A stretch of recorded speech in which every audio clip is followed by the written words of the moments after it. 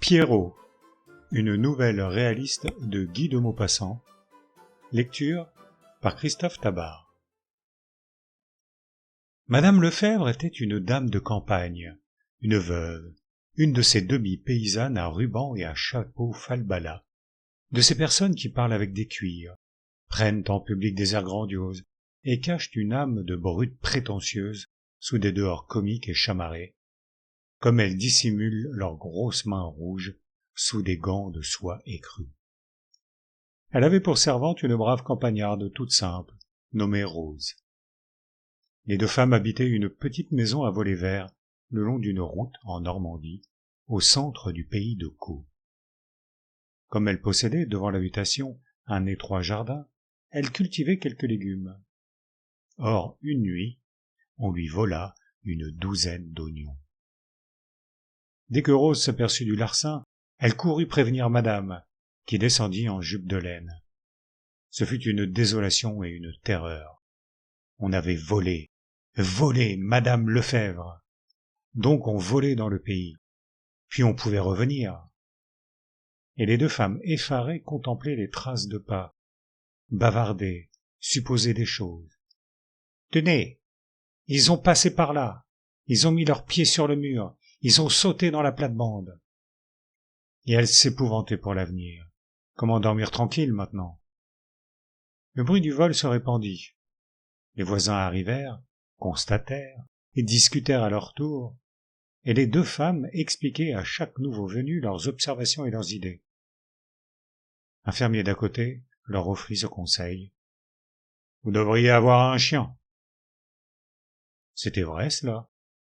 Elle devrait avoir un chien, quand ce ne serait que pour donner l'éveil. Pas un gros chien, Seigneur, que ferait-elle d'un gros chien? Il les ruinerait en nourriture. Mais un petit chien. En Normandie, on prononce quin. Un petit freluquet de quin qui jappe. Dès que tout le monde fut parti, madame Lefèvre discuta longtemps cette idée de chien. Elle faisait, après réflexion, 1000 objections, terrifiée par l'image d'une jatte pleine de pâté, car elle était de cette race parcimonieuse de dames campagnardes qui portent toujours des centimes dans leur poche pour faire l'aumône ostensiblement aux pauvres des chemins et donner aux quêtes du dimanche. Rose, qui aimait les bêtes, apporta ses raisons et les défendit avec astuce. Donc il fut décidé qu'on aurait un chien, un tout petit chien. On se mit à sa recherche, mais on n'en trouvait que des grands, des avaleurs de soupe à faire frémir. L'épicier de Rolleville en avait bien un tout petit, mais il exigeait qu'on lui payât 2 francs pour couvrir ses frais d'élevage. Madame Lefèvre déclara qu'elle voulait bien nourrir un quin, mais qu'elle n'en achèterait pas. Or le boulanger, qui savait les événements, apporta un matin dans sa voiture un étrange petit animal tout jaune, presque sans pattes, avec un corps de crocodile, une tête de renard et une queue en trompette, un vrai panache, grand comme tout le reste de sa personne. Un client cherchait à s'en défaire. Madame Lefèvre trouva fort beau ce roquet immonde, qui ne coûtait rien. Rose l'embrassa, puis demanda comment on le nommait. Le boulanger répondit « Pierrot ». Il fut installé dans une vieille caisse à savon, et on lui offrit d'abord de l'eau à boire. Il but. On lui présenta ensuite un morceau de pain. Il mangea. Madame Lefèvre, inquiète, eut une idée. Quand il sera bien accoutumé à la maison, on le laissera libre. Il trouvera à manger en rôdant par le pays. On le laissa libre, en effet, ce qui ne l'empêcha point d'être affamé. Il ne jappait d'ailleurs que pour réclamer sa pitance. Mais, dans ce cas, il jappait avec acharnement. Tout le monde pouvait entrer dans le jardin. Pierrot allait caresser chaque nouveau venu, et demeurait absolument muet. Madame Lefèvre, cependant, s'était accoutumée à cette bête. Elle en arrivait même à l'aimer, et à lui donner de sa main, de temps en temps, des bouchées de pain trempées dans la sauce de son fricot. Mais elle n'avait nullement songé à l'impôt. Et quand on lui réclama 8 francs, 8 francs, madame, pour ce freluquet de quin qui ne jappait seulement point, elle faillit s'évanouir de saisissement. Il fut immédiatement décidé qu'on se débarrasserait de Pierrot. Personne n'en voulut. Tous les habitants le refusèrent à 10 lieues aux environs. Alors on se résolut, faute d'autres moyens, à lui faire piquer du mas. Piquer du mas, c'est manger de la marne. On fait piquer du mas à tous les chiens dont on veut se débarrasser.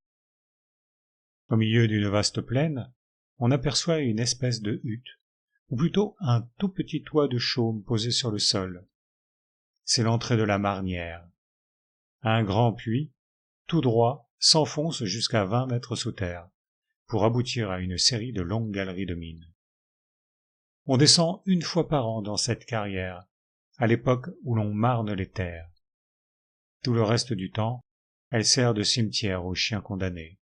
Et souvent, quand on passe auprès de l'orifice, des hurlements plaintifs, des aboiements furieux ou désespérés, des appels lamentables montent jusqu'à vous.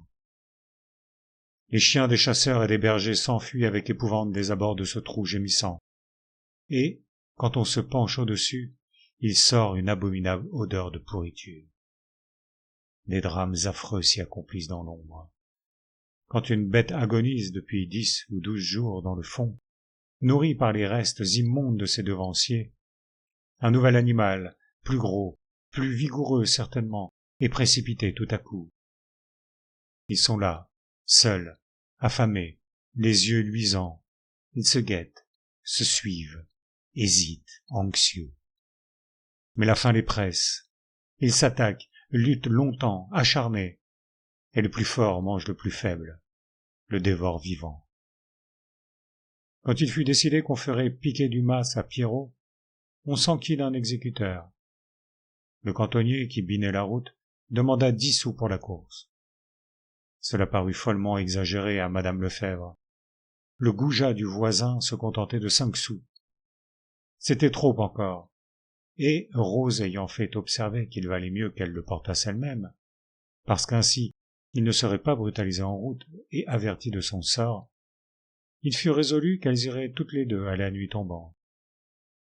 On lui offrit ce soir-là une bonne soupe avec un doigt de beurre. Il l'avala jusqu'à la dernière goutte, et comme il remuait la queue de contentement, Rose le prit dans son tablier.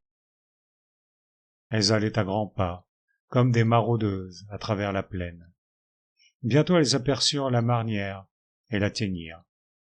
Madame Lefebvre se pencha pour écouter si aucune bête ne gémissait. Non, il n'y en avait pas. Pierrot serait seul. Alors Rose, qui pleurait, l'embrassa, puis le lança dans le trou. Et elles se penchèrent toutes deux, l'oreille tendue. Elles entendirent d'abord un bruit sourd, puis la plainte aiguë, déchirante d'une bête blessée, puis une succession de petits cris de douleur, puis des appels désespérés, des supplications de chiens qui imploraient, la tête levée vers l'ouverture. Ils jappaient. Oh, ils jappaient. Elles furent saisies de remords, d'épouvante, d'une peur folle et inexplicable. Et elles se sauvèrent en courant. Et comme Rose allait plus vite, madame Lefebvre criait « Attendez-moi, Rose, attendez-moi » Leur nuit fut hantée de cauchemars épouvantables. Madame Lefebvre rêva qu'elle s'asseyait à table pour manger la soupe, mais quand elle découvrait la soupière, Pierrot était dedans. Il s'élançait et la mordait au nez. Elle se réveilla et crut l'entendre japper encore. Elle écouta. Elle s'était trompée. Elle s'endormit de nouveau et se trouva sur une grande route, une route interminable qu'elle suivait. Tout à coup, au milieu du chemin, elle aperçut un panier, un grand panier de fermier, abandonné. Et ce panier lui faisait peur. Elle finissait cependant par l'ouvrir, et Pierrot, blotti dedans, lui saisissait la main, ne la lâchait plus. Et elle se sauvait éperdue, portant ainsi à bout de bras le chien suspendu, la gueule serrée. Au petit jour, elle se leva, presque folle, et courut à la marnière. Il jappait encore, il avait jappé toute la nuit. Elle se mit à sangloter, et l'appela avec 1000 petits noms caressants. Il répondit avec toutes les inflexions tendres de sa voix de chien. Alors elle voulut le revoir, se promettant de le rendre heureux jusqu'à sa mort. Elle courut chez le puisatier chargé de l'extraction de la marne, et elle lui raconta son cas. L'homme écoutait sans rien dire. Quand elle eut fini, il prononça. « Vous voulez votre quin? Ce sera 4 francs. » Elle eut un sursaut. Toute sa douleur s'envola d'un coup. « 4 francs? Vous vous en ferez mourir. 4 francs !» Il répondit. « Vous croyez que je vais apporter mes cordes, mes manivelles et monter tout ça, et m'aller là-bas avec mon garçon, et me faire mordre encore par votre maudit quin, pour le plaisir de vous le redonner? Fallait pas le jeter. » Elle s'en alla indignée. 4 francs! Aussitôt rentrée, elle appela Rose, et lui dit les prétentions du puisatier. Rose, toujours résignée, répétait. 4 francs? C'est de l'argent, madame. Puis elle ajouta. Si on lui jetait à manger à ce pauvre quin, pour qu'il ne meure pas comme ça. Madame Lefèvre approuva, toute joyeuse, et les voilà repartis, avec un gros morceau de pain beurré. Elles le coupèrent par bouchées, qu'elles lançaient l'une après l'autre, parlant tour à Pierrot.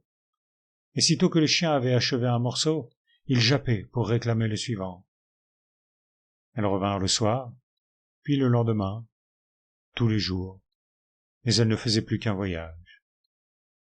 Or, un matin, au moment de laisser tomber la première bouchée, elles entendirent tout à coup un aboiement formidable dans le puits. Ils étaient 2. On avait précipité un autre chien, un gros. Rose cria « Pierrot !» et Pierrot jappa. Alors on se mit à jeter la nourriture.